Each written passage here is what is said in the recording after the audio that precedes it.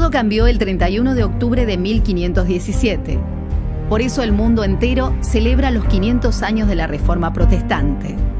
¿Por qué la Iglesia Católica Romana del siglo XVI necesitaba una reforma? ¿Contra qué se protestaba? Para responder a estas preguntas, necesitamos volver a los inicios de la Iglesia cristiana. Durante sus 3 primeros siglos de existencia, la Iglesia cristiana creció en los márgenes de la sociedad romana. El cristianismo no era una religión lícita para el Imperio Romano, y cada tanto los cristianos sufrieron persecuciones de distinta duración e intensidad. No era fácil ser creyente en aquellos días. Las personas que se sumaban a la Iglesia tenían una verdadera experiencia de fe y un compromiso firme con el Señor. Pero la situación dio un giro drástico cuando en el 313 el emperador romano Constantino legaliza la fe cristiana y le concede muchos beneficios. Lo que para la Iglesia de aquel tiempo pareció ser la mejor de las noticias, pronto tendría consecuencias inesperadas. Los emperadores cada vez tuvieron más influencia en la Iglesia y muchas personas comenzaron a unirse a ella solo para disfrutar de los beneficios terrenales que el imperio ahora concedía a los cristianos. Esto se acentuó cuando en el 380 el cristianismo se transforma en la única religión imperial legítima. Dicho de otro modo, a partir de fines del siglo IV, todas las personas nacidas bajo el Imperio Romano eran consideradas cristianas, sin importar si tenían una real experiencia de fe en Jesús o no. Obviamente, este cambio afectó enormemente la Iglesia, especialmente en cuanto a su pureza. Tristemente, las ambiciones desmedidas, el abuso de poder, la corrupción y toda clase de inmoralidad se fueron haciendo cada vez más comunes en su seno. Claro que en la Iglesia también había muchas personas que eran creyentes de verdad, y varias de ellas buscaron distintos caminos para devolver a la Iglesia a su senda. Así aparece en la historia Martín Lutero. Lutero era un monje alemán que estaba bastante frustrado con lo que venía sucediendo en la Iglesia.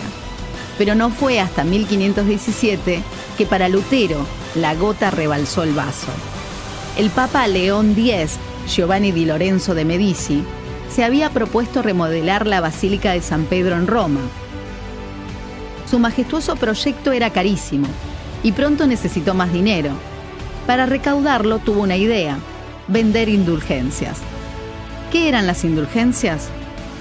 Era un papel que, a cambio de una significativa donación de dinero, garantizaba a su poseedor o a alguien de su familia, vivo o ya fallecido, una estadía más corta en el purgatorio. ¿Y qué mejor momento para salir a vender indulgencias que cuando se aproximaba el Día de los Muertos? Fue así que a fines de octubre los vendedores de indulgencias llegaron a Wittenberg, una localidad alemana donde Lutero vivía y trabajaba como profesor de teología. La indignación de Lutero fue tal que desafió a los representantes de la Iglesia a un debate. Los puntos a debatir eran 95. Lutero los clavó en la puerta de la Iglesia del Palacio el 31 de octubre de 1517, hace 500 años. A estos puntos se los suele llamar las 95 tesis de Lutero.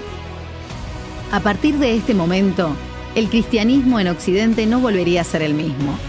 Un flamante invento, la imprenta, facilitó la rápida distribución y circulación de los escritos de Lutero por toda Europa, y pronto miles de personas se sumaron a este movimiento. Así se originó la Iglesia luterana, y luego nacieron otras iglesias protestantes y evangélicas. Si bien existen diferencias entre estas distintas iglesias, todas coinciden en sostener 5 puntos que propuso Lutero, también conocido como las 5 solas. Solo la Escritura es la suprema autoridad en materia de fe y práctica. Solo por medio de la fe Dios nos salva y no por medio de las obras. Solo por la gracia de Dios viene la salvación. Es un favor inmerecido. Solo Cristo, Él es el único mediador entre Dios y los seres humanos, y solo por medio de Cristo es posible la salvación. Solo a Dios la gloria.